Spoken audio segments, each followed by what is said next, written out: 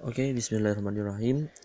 Untuk pertemuan pada pagi hari ini kita akan melanjutkan pokok bahasan yang sudah kita bahas pada semester yang satu kemarin. Oke. Nah, sekarang kita menuju ke jenis-jenis surat atau types of letters. Seperti yang kita tahu semuanya bahwa surat ada dua jenis. Yang pertama formal letter dan yang kedua informal letter. Nah, untuk hari ini kita hanya akan fokus kepada informal letter or known as personal letter atau surat pribadi gampangannya. Nah, surat pribadi ini surat yang seperti apa? Nah, surat merupakan surat tidak resmi yang ditulis untuk perseorangan. Nah, biasanya yang terlibat hanya dua orang yang saling mengenal. Saya ulangi lagi, surat tidak resmi yang ditulis untuk perseorangan dan biasanya hanya dua orang yang saling mengenal. Nah, tujuan pokoknya apa? Personal letters are the letters that are written to people we know, such as friends, parents, siblings, cousins, and etc. Letters are not only written to inform, but to strengthen the bond between two people writing each other. Artinya apa? Surat yang ditulis untuk orang-orang yang kita tahu, seperti teman-teman, orang tua, saudara kandung, dan sepupu.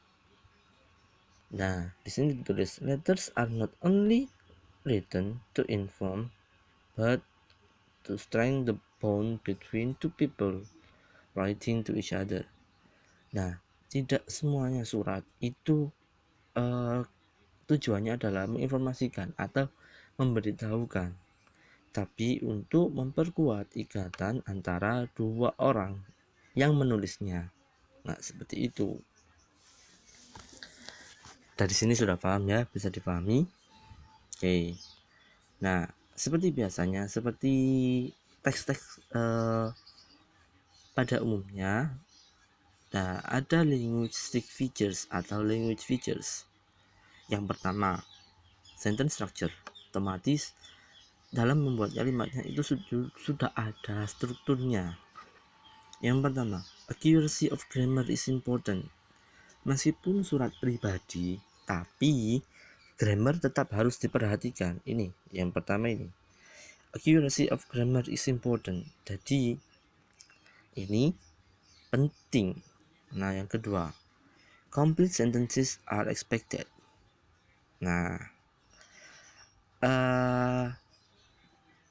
kalimat komplit, kalimat sempurna itu yang diharapkan. Jadi kalimatnya enggak kesannya nanti biar nyambung, biar tidak dikatakan kalimatnya tidak nyambung, seperti itu. Nah, yang ketiga, slang can be used. Apa slang itu? Slang itu bahasa gaul atau bahasa, ya kita sebutnya bahasa gaul. Nah, di surat pribadi ini atau personal letter ini bisa digunakan.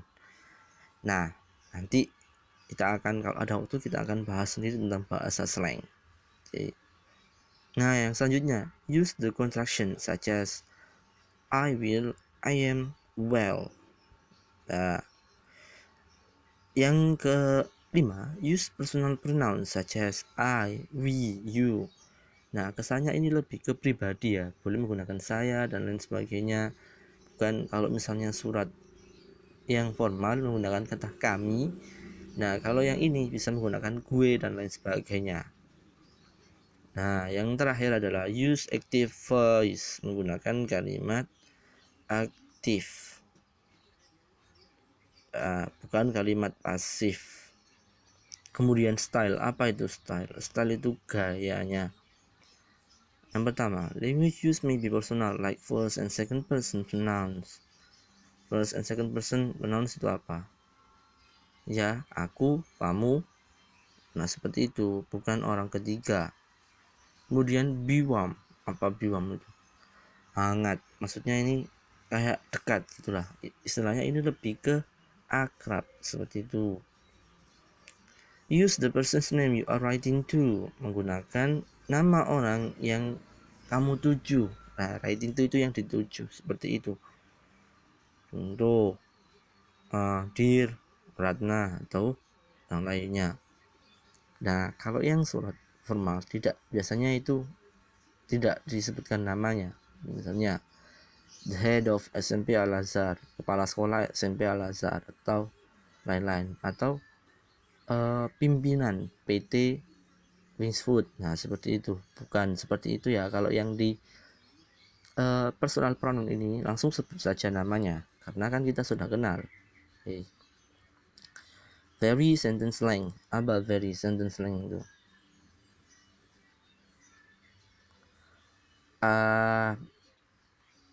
Panjangnya surat atau kalimatnya ini terserah sampean, tidak dibatasi. Tuh. Kemudian write in a natural conversational style. Nah, ditulis secara alamiah.